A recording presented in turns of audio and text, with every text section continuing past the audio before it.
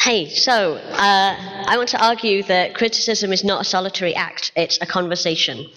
And I think we need to do more to come into productive conversation with each other, rather than tending to talk about each other. Many of us had a vaguely similar kind of education, probably too many of us had a fairly similar kind of education. And at university I was trained to write about people rather than writing with them. So that's how essays work, right? You read up on your topic in journals and books, and then in the introduction to your essay, you put all these short summaries of each prior work in there in a way that's kind of designed to be a bit self-aggrandizing, because you need to demonstrate to the examiner, like, I know my stuff and I know better than these people. So the rubric often mentions things like originality and finding gaps, which doesn't directly translate into you've got to shit on other people to get ahead, but it does work, and I think some of us learned that it works. And that makes it sound terrible. I don't think that games criticism is all about us shitting on each other or us shitting on games. But I think it's dominated by people who, like me, are heavily influenced by academic writing.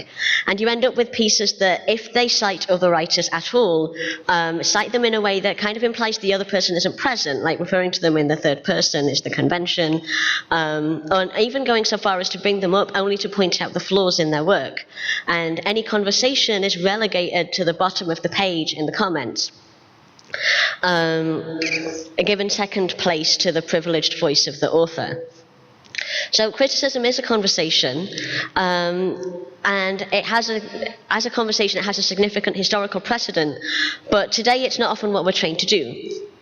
And I'm actively trying to undo what I've learned and see my work alongside that of others rather than in competition with it. I've learned that the most about games by publishing other people's work in Memory Insufficient, and by writing games criticism alongside Samantha Allen in our bunk bed pieces on the Border House.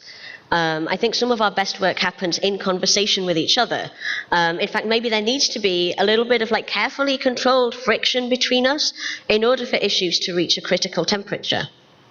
So a couple of months ago, I Googled critical proximity to see what else we'd be sharing our Google results page with if we chose this name for the conference. And top of the results page was an essay by Bruno Latour entitled Critical Distance or Critical Proximity. And it takes the form of a semi-fictional argument between two academics. It's based on a real argument that happened, but in this essay, the argument is between an unnamed man who seems to represent a kind of caricatured version of Latour himself, and an unnamed woman who is basically arguing that Latour's way of working colludes with authority rather than opposing it. And the fictional woman warns against a complacency that we risk falling into by organizing ourselves around things like conferences. The kind of studies that Latour is famous for have been politically toothless, she says, because people get too fixated on details and lose sight of the big picture. And she's quite blunt about her feelings about this. It stinks, she says. And he notes her anger, and she owns her anger in response. He says, whoa, you're furious. And she says, I'm enraged and disgusted. And he then begins to respond, arguing that without prioritizing our study of the details, we don't really understand where power is exercised, instead falling back on dogmatic ideas about who has privilege and who does not.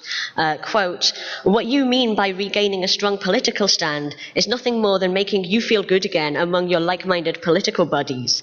And that's just as disgusting. This is replacing politics with moralizing, or worse, socializing.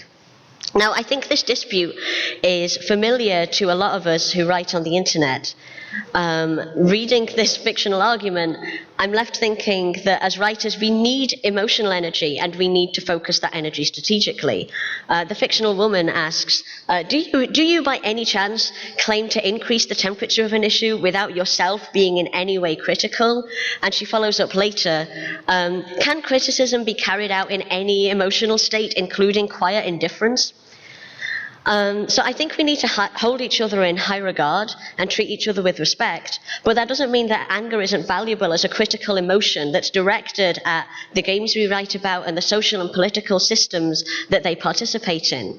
One nice thing I thought about this fictional conversation in the Latour essay is that while both parties disagree passionately, neither sees the other as disposable or as some terrible scourge on the world. The conversation is heated, but it's safe. The assumption is that both people want to achieve the same things. So I want to learn to work in conversation with others in this way. I'd like us to find ways of increasing the temperature of an issue through friction without causing any wildfires. I think the topic reaches criticity because we're able to turn up the heat without burning down the entire laboratory. So we're here at least in part to build relationships that can sustain those conversations. And that means not just having micro talks, but having spaces where these conversations can involve a larger group of people. So at certain points in the day, there are going to be roundtable sessions in room 301 run by Richard Turrell. And I really encourage you to go to a session on a theme that interests you, to turn the talks that happen here into conversations. The schedule for those roundtable sessions is on your handout and on the website.